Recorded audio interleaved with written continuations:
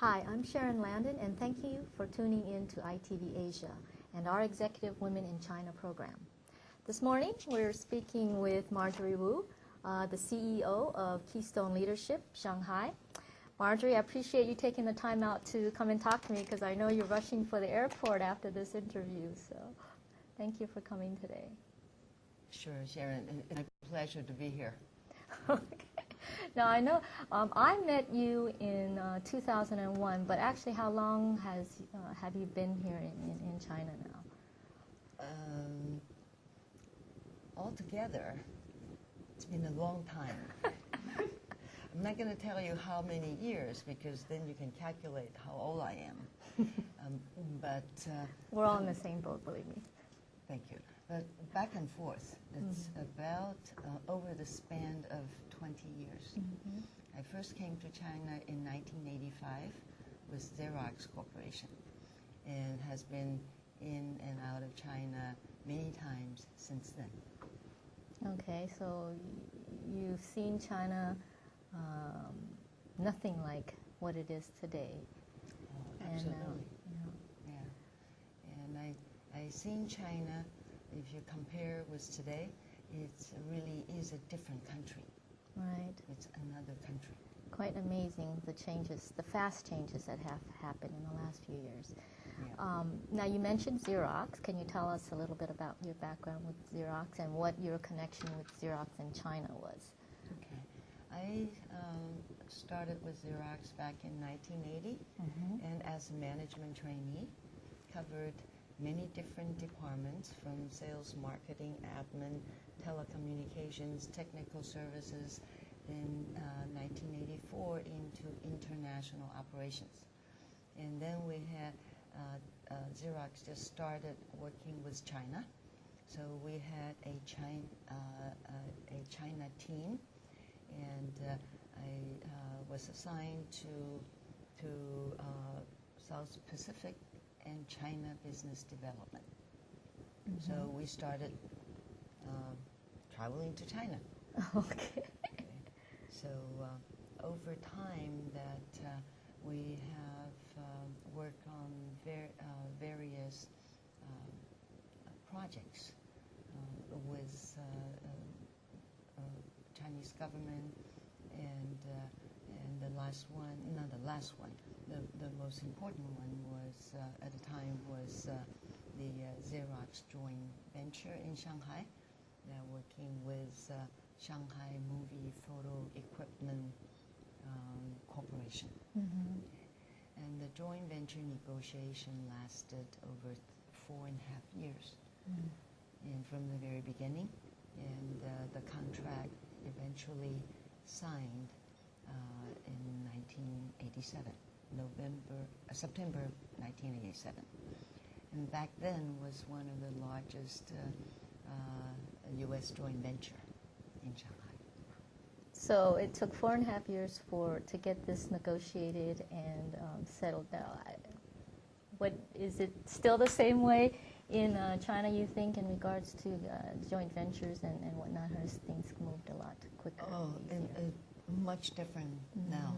And in the early days, we'll be sitting across from each other on the table, and the meeting and negotiation can go into 1 o'clock in the morning fairly often. And when we couldn't reach any kind of consensus, we have to pick up our bags and go to the airport. And our potential partner then will come to the airport to say, well, we thought about it, we'd still like you to stay, and we would like to clarify a little more, a few more points. Then we'll go back to the table and continue continue the conversation. Okay. And the memorandums that we have signed as memorandum of understanding the night before, and was open for discussion the very next morning. So we thought, didn't we agree on this already? Apparently not. Okay. But today is much more sophisticated and much more informed. Also, as you all know, that China market is the focal point globally. And I really, the government, both local government and the central government is far ahead of the curve nowadays. Yeah, as they need to, it seems, with the situation that's happening in China.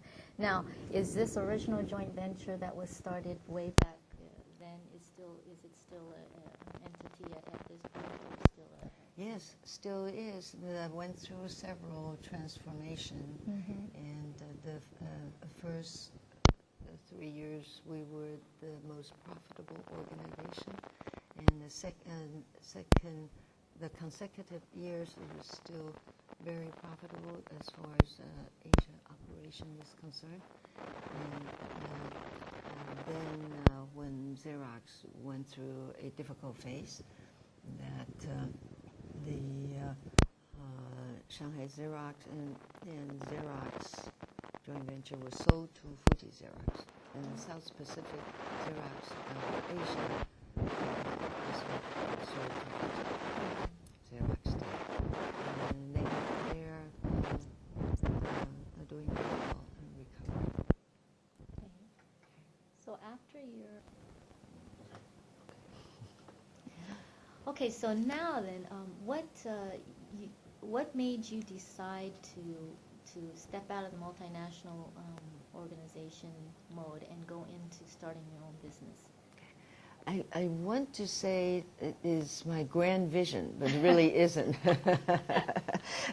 Actually turned out to be, I think sometimes tradition goes deeper than you realize.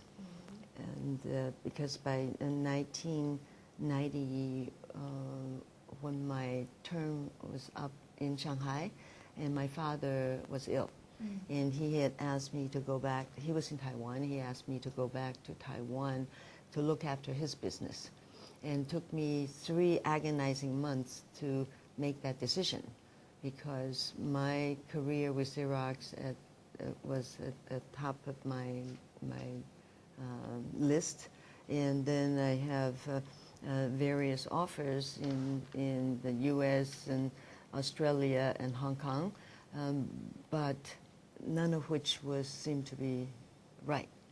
So I finally resigned to the fact I go back and be a dutiful daughter.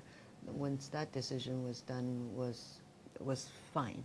And the 6 months, in retrospect, the 6 months I spent with my father, and until he passed away, was the best time, the most valuable time, and in my life, one of the most valuable period. So I went back to Taiwan, look after his business, streamlined some, and sold some, and decided really in learning and development really is the area of my passion. So I started a consulting company and focused on total quality management, because that was what Xerox is known for. Okay. From there, evolved into leadership, because quality comes from personal leadership. That's what happened. I have first-hand knowledge of that, since I took one of your sessions. Well, in starting this new consulting company and business, this was back in Taiwan, is that right? Right. Back in Taiwan. You brought it into Shanghai. Shanghai, right. And what were some of the challenges that you had to deal with initially from starting this new business? I mean, China was a really different market back then. That's true. And one is registration. Started as a representative company to understand how you'd be able to register, how you'd be able to comply to government regulations. That was quite interesting. And also China always, I always know intuitively is a huge potential. And what reminds me of is the commercial, where's the beef? Okay. yes, you take the risk and you set up the operation and you work diligently, and oftentimes it's an experience of making one step forward, sometimes two step back, and sometimes three step forward. But the challenge of that, and it's accelerating, and the frustration sometimes also demotivating, but overall it's an exciting thing to do. Yeah, those people that are registering their companies nowadays would have no idea what you're talking about. The government's made it quite easy now for foreigners to be able to register here. That's true. That's true. Okay, so it was a lot of stop and go, but you persevered, and here you are today. You are a master licensee as well for LMI, which is the Leadership Management International for China. That's correct. And your business has taken off, and I understand you have quite a few consultants all around China. Congratulations, by the way. But Thank you. You know, with the leadership program that you brought in through LMI, Yes. did you have to incorporate anything or adjust certain things to fit the China market and the Chinese, I guess, working style or anything compared to what was the standard in the U.S. that they would use? Yes, and in some areas, yes, in others, no. In terms of principle and the system and the processes, we do everything we can to maintain the integrity of that, because that's where that is effective. Then in terms of case study, local examples, how we be able to convey the transfer the knowledge to the local participants, that's where we make our adjustments. Mm-hmm.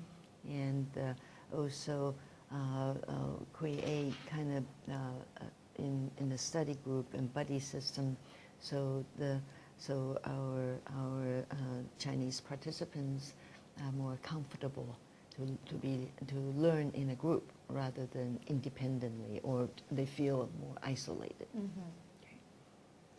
Well, how would you say that your leadership program, because there's a lot of training providers out there, how Absolutely. would you say that yours differ from those others that are out in the market today in China? In two areas. One program in concept was a holistic approach. It is total leader concept. So in our view, that for leadership development is most effective when is well planned, rather than kind of piecemeal one at a time. So is a continuous developmental process. The second thing is, it's transformational in terms that what the leadership programs existing today has its merit and based more focused on knowledge and skill. And what we do is go deeper than that to really understand the motivation for our participant to understand themselves better, what motivates them, what's important for them, and therefore they be able to set goals that are complementary to their mission and their vision. And through application and plan of action, that they gain success, and that will also build confidence. Then over time is the ultimately self-image is where that enable them to excel and achieve their dream goals. So our focus is in the 2/3 of the areas that really below the iceberg. So, you mentioned about motivation, because I think that oftentimes companies that do come in and want to deal with motivation for their employees and things like that. It's not always for the local Chinese exactly the same motivating factors for them as compared to somebody from the U.S. or something. So finding and them understanding their own motivation it can be quite different at times than other people. True. I think everyone is unique. I think leadership, how you define leadership, leader comes in all different forms, right? And in different positions, and also have various responsibilities and tasks. And how who they are oftentimes speaks louder than what position they're in. So for an expat managers or executives working in China, it's especially important. I would say 10, 15 years back, the fact they're expat, at the time China, anything that is foreign is good, it is absorbed and accepted very readily. And as time goes on, 10 years ago, Chinese colleagues began to think, well, does this work for me, or they become to discriminate and began to choose for themselves. The last 5 years or so, they began to challenge, to say, well, this worked for me, and I learned about this. Let me tell you what you should do and what changes you need to make for on this particular area. It is quite challenging for expat managers. I think for in any leaders, managers in their respective position, personal development is always important, and so they can keep up and maintain their own competitive advantage and their uniqueness, particularly in the China market, because the learning, development, and growth of our Chinese counterpart really is quantum. It's a quantum leap. It's not progressive. So we in the leadership position particularly need to focus on our personal growth and personal development. Then we'll be able to really focus on develop and building our team and feel confident and not threatened by it. Now, also with your training method, or not training method, because you're talking about coaching more, which you like to differentiate coaching from training. Obviously, you feel that is much more effective. Can you tell us a little bit about how you use coaching to Yeah, I'd be happy to do that. Really what we do is combining 3 different approaches. One is the one-on-one coaching session that to establish, really agree on expectations and of the development program, and also involve the supervisor in a triangle communication. So it is clearly understood for the participant, for the supervisor, and the coach, why are we here, what we need to accomplish throughout the period, coaching period, and from there on forward. And the one-on-one coaching covers pre-program, also midterm evaluation meeting with supervisors, and the final evaluation after the program is completed to review what we have accomplished. So, and that's the one-on-one coaching part.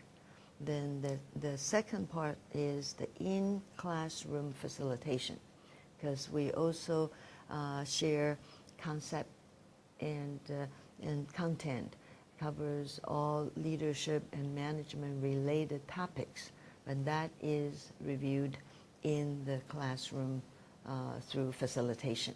Okay. And the third area really is that build a foundation for application and plan of action.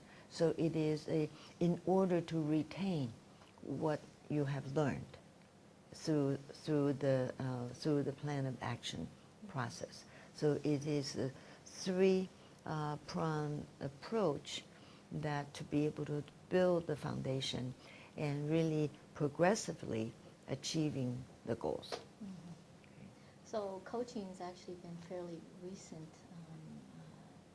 type of training, or I keep on saying training, but more like a mentorship and following the progress of the person that is being taught or trained to be a leader. To be developed, right. Do you find that because of the culture, Chinese culture, of where people normally step back and let others make decisions and so on, that leadership qualities has been a little bit harder to get across and get them to embrace, or do you feel that it's just a matter of getting used to it and learning it and expectation from their corporate office? What types of things? What we have seen is this, that really the reaction varies, mm-hmm. and vary by different age group, mm-hmm. also vary by their experience. And in terms of coaching, even though they are more used to taking directions, mm-hmm. so it is safe, but the younger group will tell you, I will try it, and I'll tell you what I like and what I want to do, and I want to be the CEO of the company, in 6 months. And it's really refreshing to see, okay? And then you have another group to say, okay, if you tell me to do this, I would do it, and then a little bit more. Mm-hmm. Another group is just tell me what to do. So in terms of coaching, the expectation is different. They, if you do not give them solutions, they will ask you, well, why don't you tell me what to do? Okay. So in the sense that a really most effective way in China, what we experienced and found is you establish clear expectations up front. Also, you provide knowledge, information, so you will satisfy their intellectual curiosity. And you also need to provide clear steps and framework where they have some guideline to work in. And just a simple, what we are more familiar with in the Western world, the kind of free-flowing coaching style and practice, not enough structure. Right. They feel a little bit uncomfortable. So combination of mm-hmm. the approach that works really most effective in this business environment. Okay, so the group of people that you're working with is actually addressing, of course, what the shortage of what China has right now is the middle and upper management. And if you're looking at the China market in the future, would you be able to safely say when these leaders that are being grown will be able to handle the responsibilities that are being given by headquarters? Yeah, I think this is a question we all ask. But what I've seen really is some leaders are already taking the leadership challenge and position very well, and they're stepping up to it, and partly out of their own initiative, partially that's what the business environment demands. So they do it. You also see that a group of line managers and mid-level managers, because the developmental phase and period, and comparatively speaking, they were not given enough time as others that they can really mature into. Is like, and you need to sink and swim whether you're ready or not.